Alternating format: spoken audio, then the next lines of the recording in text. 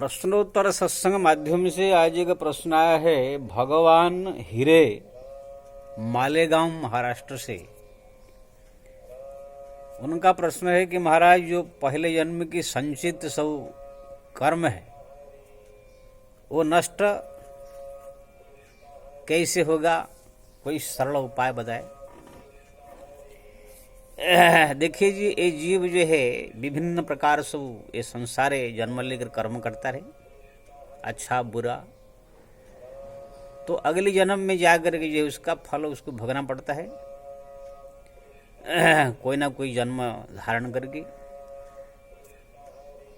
लेकिन कुछ इतने बुरे कर्म कर लेता है कि अगली जन्म में भी उनको भोगने के लिए जो है समय नहीं होता है, तो फिर वो तीसरे जन्म तक भी रहता है, तीसरे जन्म में भी उनको भोग करना पड़ता है। ऐसे फिर अगले जन्म में भी, उसके अगले जन्म में भी कुछ समय भी नहीं अगर नहीं मिला तो फिर जो है और आगे संचित होता जाता है, क्योंकि ना 100 साल जीवन है, उसी के अंदर ही भोगना है सब कुछ। जब अतिरिक्त कर्म उनका संचय हो जाता है तो फिर जन्म जन्म तक वो पीछा करता है। अगर उसने भजन भक्ति जप तप पूजा पाठ ये सब साधना जो कर्म को नष्ट करने का, संचित कर्म को नष्ट करने का उपाय अगर नहीं किया तो फिर वो बहुत जन्म तक वो पीछा करता है। तो ये जो है प्रश्न उनका, जो पहले जन्म का संचित जो कर्म है जिसको हम सब भोग रहे हैं और अगले जन्म तक भी भोगेंगे, उसका नष्ट कैसे होगा, ऐसी जन्म में कैसे हम शुद्ध हो जाएंगे, पवित्र हो जाएंगे, भगवान के धाम चले जाएंगे। इनका प्रश्न बहुत बढ़िया प्रश्न है। देखिए जी, भगवान का जो है नाम एक ऐसा शक्ति है, भगवान का भक्ति, उनका चिंतन स्मरण, उनका नाम जप, तीर्थ धाम, ये सब जो भक्ति संबंधी जितने भी कार्य है ये सब जो है भगवान का मरने के बाद जो है धाम पहुंचाने के साथ साथ पहले जन्म के जितने भी कुसंस्कार और संचित कर्म को भी नष्ट करता है। उसमें अलग अलग जो साधना है अलग अलग प्रकार प्रभाव डालता है। जैसे आप कोई कपड़ा साफ करना हो तो कोई कोई ऐसे पाउडर होते हैं बड़ा जल्दी है सफाई कर देते हैं, लेकिन कोई कोई ऐसे पाउडर है उसको इतना प्रभावशाली नहीं है, कोई कोई साबुन इतना प्रभावशाली नहीं है, लेकिन कोई कोई साबुन बड़े प्रभावशाली है। उसी तरह जो है भगवान की भक्ति के अंतर भी बहुत सारे ऐसे सब साधना है जो थोड़ा कम प्रभावशाली है, थोड़ा ज़्यादा प्रभावशाली। तो उसमें जो आपको मैं ज़्यादा प्रभावशाली चीज़ें 2-4 बताता हूँ, जिसको आप करके जो है अपना पूर्व जन्म का संचित कर्म सब जो है आप नष्ट कर सकते हैं। सबसे पहले तो मैं बोलूँगा हरि नाम मंत्र जप, भगवान का नाम को जो है जप करना ज़्यादा से ज़्यादा, ये जो है करोड़ों जन्म की संचित कर्म को जो है नष्ट कर देता है। ये सब प्रमाण है। जैसे हमारे जो भगवान शंकर के सामने नंदी जी रहते हैं, उनके जो पिताजी देखे पिपलाद मुनि, ये मात्र 20 साल उम्र में इसका मृत्यु हो जाएगा, इनका ऐसे कर्म है, ऐसे पाप कर्म है, ऐसे कुछ है, अल्पायुष है ये। तब पिपलाद मुनि ने सोचा इनको जो है मेरे को जो है कुछ ऐसे उपाय करके इनका दीर्घ जीवन कर देना चाहिए, पहले का जो पाप और संचित कर्म नष्ट कर देना चाहिए। तब उन्होंने जो है न मंत्र जप में उनको लगाया। इतना मंत्र जपे नंदी जी कि यमराज उसको मारने के लिए आया तो भी उसको स्पर्श कर नहीं पाया। यानी वो आज भी अजर है, अमर है, भगवान के पार्षद है। हमारे एक बंगाल के राजा गोपीचंद, उनको भी 20 साल उम्र में ही मृत्यु होने वाला था। उनके माता को जब मालूम पड़ गया तो तुरंत उनको बोला कि बेटा तुम घर संसार त्याग करके साधु बन के भजन करो। तो घर संसार त्याग करके भगवान का नाम इतना जप किए, जो 20 साल में मरने वाले थे आज भी अजर है, अमर है। पहले का संचित कर्म नष्ट हो गया। हमारे जो मार्कंडेय ऋषि थे उनको भी मात्र 6 महीना में मरने वाले थे। उनके पिताजी मृकंड ऋषि को जब मालूम पड़ गया, उन्होंने भी जो है अपने पुत्र को जो है संत के चरण में प्रणाम करके आशीर्वाद लेना और जो है मंत्र जप नाम जप में लगा दिया। आज भी मार्कंडेय ऋषि अजर है, अमर है। तो कहने का मतलब ये है, मंत्र महामणि विषय ब्याल के, मेटत कठिन कु अंक भाल के। तुलसीदास जी ने भी लिखा, भगवान का नाम जप इतना प्रभावशाली है, मेटत कठिन कु अंक भाल के। भाल की जो कुअंक सब जो लिख दिया है ब्रह्मा जी ने या जमराज ने, अपने पूर्व जन्म के कर्म के अनुसार ऐसे भोगना पड़ेगा, ऐसे भोगना पड़ेगा, ऐसे ऐसे करना होगा, वो सब काट करके जो है शुद्ध पवित्र कर देता है।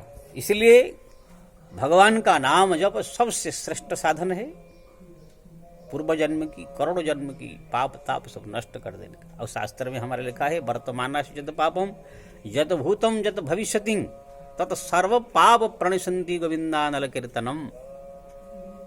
वर्तमान जो पाप आप कर रहे हैं, पहले जितने जन्म से आप किए हैं, आगे भी और जो करेंगे, ये समस्त पाप ताप जो है भगवान का नाम कीर्तन नष्ट कर देता है।